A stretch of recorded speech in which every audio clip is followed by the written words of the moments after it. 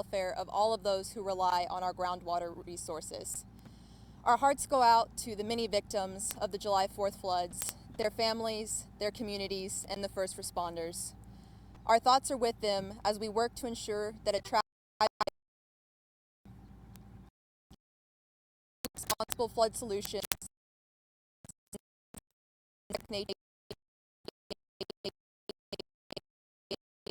Texans as we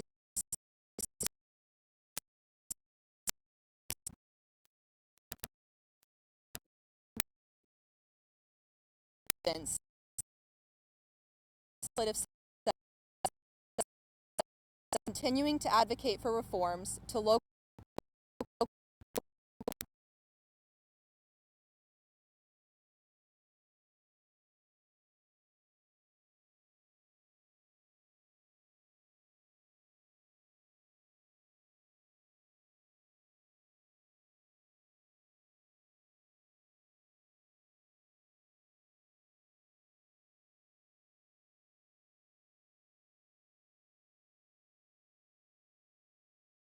not just response and mitigation. We will be pouring our efforts into providing research, outreach, education, and recommendations to ensure that our water supplies, the Hill Country, and Texans are adequately protected from the worst impacts of flooding. We do the legislature for taking up much needed charges to ensure that when a disaster happens, Texans are made aware and are able to respond. We look forward to seeing our state lawmakers step up. It's what Texans do best. We help each other. We believe, however, that we cannot keep responding to events and dealing with the impacts as they occur. We need to prevent the worst of the impacts for them when they do happen. Floods will continue, and we will likely see floods again. We can all ensure that the next time it happens, Texans do not suffer a similar tragedy. We hope that lawmakers can join us in advocating for reform that allow counties greater land use authority for development in the floodplains and in sensitive areas to protect their residents. We hope to see solutions for open space and flood, and we hope recommendations in the Guadalupe River Regional Plan and the state flood plan fully implemented and fully funded. We also would like to encourage all Texans to vote for the November election. Funding for Texas water infrastructure and funds for the Flood Infrastructure Fund that can hopefully ensure that a tragedy to this scale never happens again. Thank you, and I will now turn it over to Kel Hoffman. Howdy, y'all. My name is Kel Hoffman. I'm the Director of Land Conservation at the Cibolo Center for Conservation. I'll keep this brief because my colleagues have said most of the pertinent things that you need to hear. What I want to talk about, though, is how we're going to move forward. Coming in today, driving over the Guad, you see sawyers out there processing trees still, search and rescue teams looking for folks still. Those people are out there showing care for their neighbors, showing love. That same love we can use and harness to prevent something like this from happening again in the future. The time to come together and plan for this is not right after the next flood, it's right now. This will happen again. This flash flood, this is the 7th occurrence of a fatal flood in the last 100 years. It's not a matter of if, but simply when. And we need to be able to protect the most vulnerable people in our communities. That together now, remembering how much we care for our neighbors and preventing some of these things from happening. To ask everybody to talk to their state legislators before this special session begins this month and tell them your concerns. Tell them about how this has affected you and your loved ones and get the point across. This can be prevented. We can care for the land and care for each other. Those two things go hand in hand. We just have to start now. Thank you. And if anybody has any questions, we're happy to entertain those questions now. If anybody's got anything that they want to ask. Yeah, go ahead. What would you say to anyone who's currently residing in the floodplains right now? Maybe they're working on rebuilding, their house maybe got flooded, they're deciding, should I rebuild, should I move out? What would you say to some of the people who are already... Well, that's a really tough situation, right? Because people become very emotionally attached to where they live. They're very comfortable there. It's home. And so it's very challenging to say, hey, you got to get out, right? And, I think in their case, if they're not inclined to sort of heed the caution that they can take away from this tragedy, then they at least a strategy to get out of their house very quickly, go bags, etc. And certainly early warning systems, monitor the weather like a hawk, and really watch for those sort of surprises, honestly. Alert systems from phone apps could be utilized. So yes, there are people that are going to remain in the 100-year floodplain, and they need to be hyper vigilant. The other thing I think we need to be careful is we maybe have young children in that scenario, elderly scenarios, and protecting them becomes very challenging when the flood is rising, when maybe the hearing is not the best or dementia has set in. And there needs to be some real consideration about the well-being of those innocents who may not be making as conscious a choice in that scenario. Yes. I just would say for residents who do live in the floodplain, of course, like Ben said, we're not in the position to tell people where they should be living, but Texans can figure out a much more detailed level of their flood risk. Texas Water Development Board has a resource that's teamed up with FEMA, but I think it is on the Texas Water Development Board's website. It's their base level elevation maps. You can go to that website, you can click on your property, and it'll tell you the likely height of the floodwaters in the 100-year floods, in the 500-year floods, so that you have a better understanding of your risk, and then all of the things that Ben said to prepare once you have that understanding. I believe an organization called First Street also has where you can type in your address and figure out your risk, and being better informed of what that impact scenario could be is a great way to save lives. Any other questions? Oh, okay, we'll go here. What are some of the obstacles in getting some of those changes become a reality? So one of the obstacles is that people do love their property and the place that they have lived. And oftentimes there's a impulse to build there. And of course, part of that is because that's where they've always lived. Part of that is because there's a quality of life living close to the river and they just happen to make it out this time. And so the obstacle is, how do we incentivize people to voluntarily move out of the 100-year floodplain? That's a very big obstacle. And I think one of the solutions could be to incentivize the creation of essentially no development zones along the river, to essentially purchase a no development zone along the river and buy those people out of redeveloping there, give them resources so that they can afford to maybe purchase land or build away from that site that they had become so dedicated to. So we need to incentivize not developing in that 100-year floodplain or redeveloping in that 100-year floodplain. That's a huge challenge. The other thing is certainly for leadership to really get real that we need to take 100-year floodplains seriously, and actually even more than that, and if they can, to buffer and keep people away from a possible flood event. That means they have to enforce their existing rules. And I see that there's a real tendency to want to make allowances for people that are our friends and neighbors and perhaps colleagues, maybe family members that have been in this region for a long time, that names that are well recognized throughout the region. And that we tend to say, well, we should make an allowance for them. It's their private property right. Well, the sad part of that is that, again, these people are making decisions that can affect or elderly who have no idea and played no role in making the decision to put themselves into harm's way. And so we need to be more conscious about that. And sometimes tough love is love. And that's truly what we're here to represent, is the heart of the matter, which is to save lives, and especially to save those innocent lives that are not choosing to put themselves into harm's way. I could maybe speak to Rachel. Yeah. So I think getting to the challenge in getting legislation passed, like we were talking about, of greater county authority for land use and floodplain preservation in the floodplains and hydrologically sensitive areas, is that Texas is a private property right, and we recognize that, and that's part of what draws people to Texas. That's part of our ethos. But I think, like Ben mentioned in his remarks and Kel mentioned in his, is having people who have been these floods. Talk to legislators, talk to your city officials, your county officials, your state officials. Tell them how these impact you. And it is a tricky line to draw between the protection of private property rights and the protection and prevention of these flooding impacts. But I think it's one that legislators are understanding needs to be drawn. I think there is, we've seen over the past couple of legislative sessions, a little bit more recognition that this is the case, that maybe we need a little bit more land use of these sensitive and risky areas.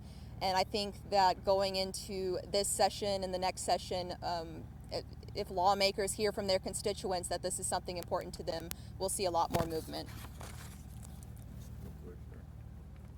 I also think another obstacle to changing things is it's just human nature. The intensity of this event right now is high and everybody feels it, but the world's busy. It's going to move on for everyone that doesn't live here in this area and wasn't affected, and there's going to be a new problem tomorrow that needs to get solved. What we need to do now is operationalize those changes so that when the emotion fades away, we still have concrete things that we're moving towards to prevent this from happening next time. So really harnessing the energy of the moment and talking to the people that represent you at all levels, county, local, state, and letting them know how this has affected you and what you want to see changed. That's a big part of this too. For sure. Do you have a question? Two parts actually. How do your recommendations differ from what's already in place, and why haven't they been adopted sooner? So there are flood protection zones have been designated by the county. There are areas where the county, according to its rules, is saying we're not going to develop in the 100-year floodplain. However, there are also, in many instances, in many counties, there's a tendency to want to provide variances to allow people to do whatever they want. That basically allows them to operate outside of those rules that are meant to apply to the whole community and to keep everybody safe. So that's one thing that is already in place but needs to be enforced. We must enforce the existing rules. Now, the other thing too is about some buffers, meaning allowing the counties to ensure that people aren't developing just right up to the 100-year floodplain, because that floodplain does change. Not only does the course of the river change, but FEMA has recently updated their maps with the Atlas 14 data that shows that these floodplains are oftentimes expanding. And so we need to buffer and consider the future. There are also many predictions and certainly data that supports that we are seeing more extreme rain events as time goes by.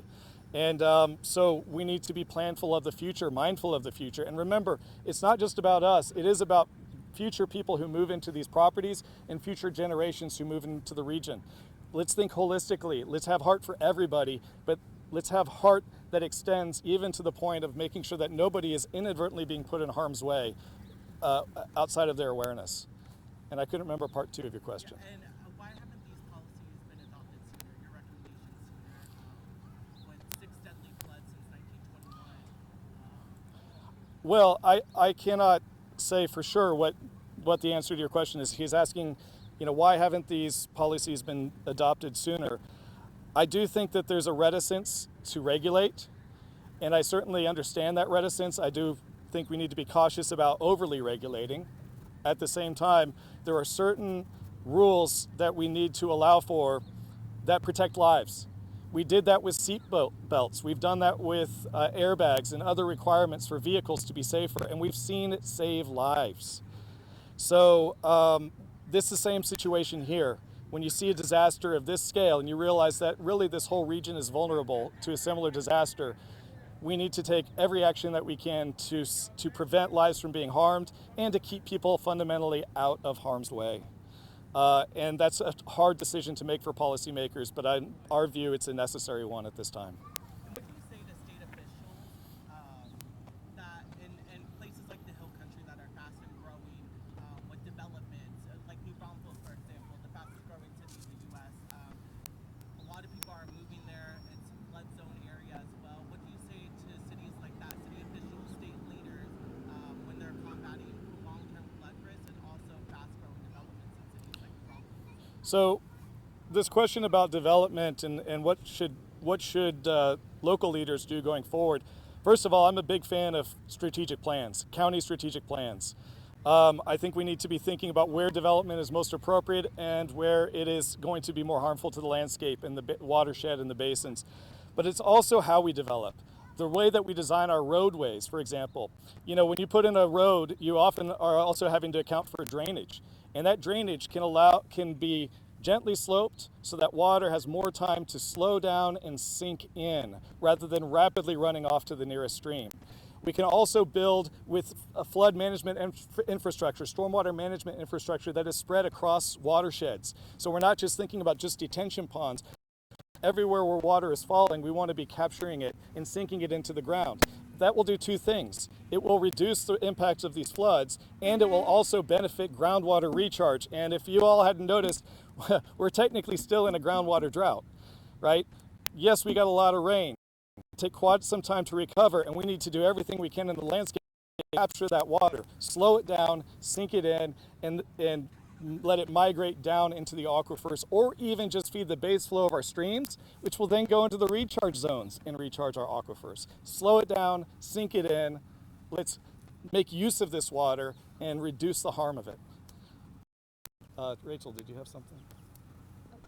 I'll get to you next. So I would just say that Ben answered most of it and it was wonderful. I think one of the reasons that these rules have not been, that do exist, the regulations that do exist, codes that do exist have not been as strongly enforced, and then there are areas that they've not gone far enough in our opinion. It's just that this used to be a rule of the state. You didn't really need as many opportunities for county authority, for city authority in the floodplains and in hydrologically sensitive areas because people didn't live there, or the people that did had been there for generations and knew their risk. Our region, like Ben said, is one of the fastest growing regions, if not the fastest growing region in the country. And a lot of people moving here don't know what flash flood alley means. They don't know the risk of living here. And the county officials are very limited in their ability to prepare and respond for these events just due to how state law is set up. So it's kind of counties, cities, the entire region, the state is playing catch up to the growth that we have seen and to the changing precipitation events and how intense they are. And so we may continue to play catch up, but we feel that there's opportunities now to ensure that we're better positioned going forward for these types of events. Okay. I just want to say that the first thing you've got to do is to get the citizens to be supportive. I live in Comfort, Texas. 3 years ago, we did a flood out for people in 78. That got everybody list together, and from there, we had no problem getting what we needed. We are unincorporated, and in spite of that, we went to the people who would help us at USGS, Texas Water Development Board. So in Comfort, we have a tricky situation. If you go across this bridge, you're in Kerr County. This is Kendall County. So here we are in Kendall County paying for sensors for Kerr County to keep our people safe. They were used. Their sirens were used. There are things out there. But first, you've got to have community support. But it's going to be tough in this county because so many people here are longtime residents. They're living on great grandfather's place. Maybe what we need to think about is anybody who's buying in this county on the free, maybe they do a video tell that that's really possible. They don't believe it.